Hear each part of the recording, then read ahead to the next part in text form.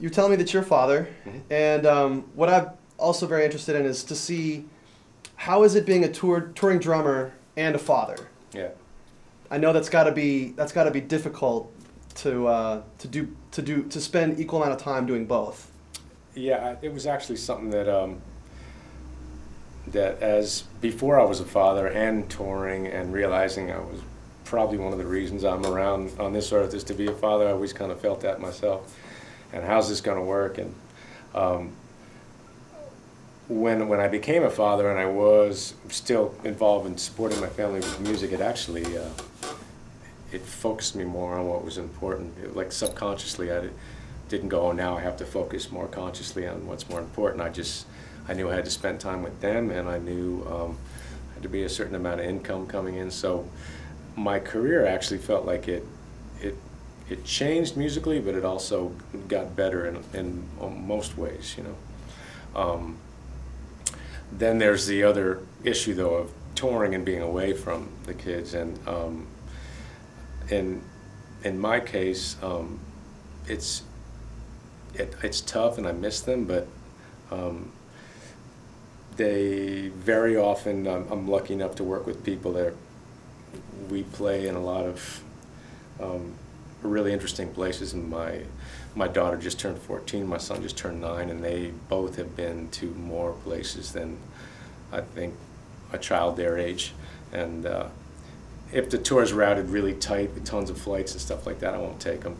But if we have a window of opportunity, like my daughter and I have skied in Switzerland and Austria, and we've been to Cancun, and both kids, and so I try to make the best of that, and that does help. Another huge bonus for me, I know when I used to tour a lot, and I'd finish a tour and I get back to New York, a lot of people they kind of get the blues, or they get a little bit low for a few days because they come off this fast circus and then they're back home. Nobody really knows they're home yet, so they're not playing and working.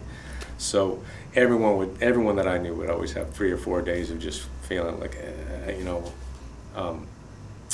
and I'm coming home to my kids, you know. So it's like, I'm so excited to come home and be home, because that just went away. And not that there'd be time to mope around anyway, you know, being a father.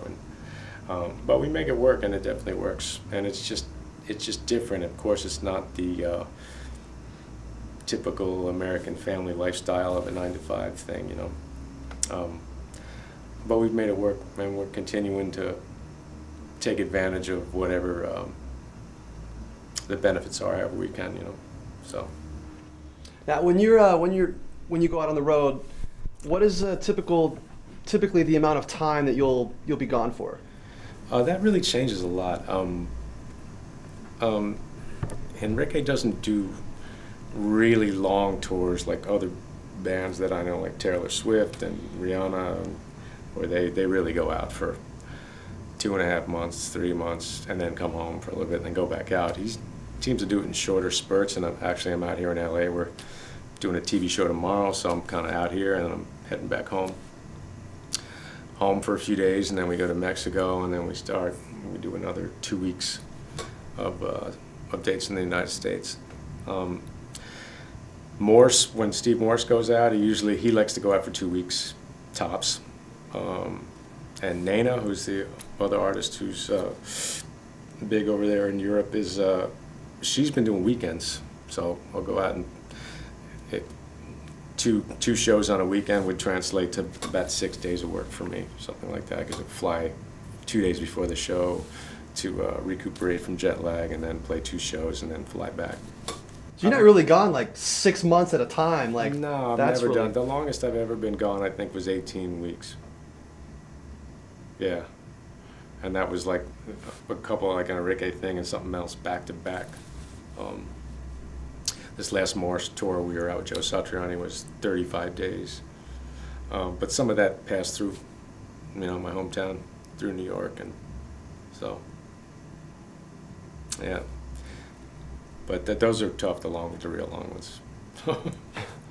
Are those for instance, when you do the Enrique dates, Are you guys? You guys do bus tours, or is it just fly dates pretty much?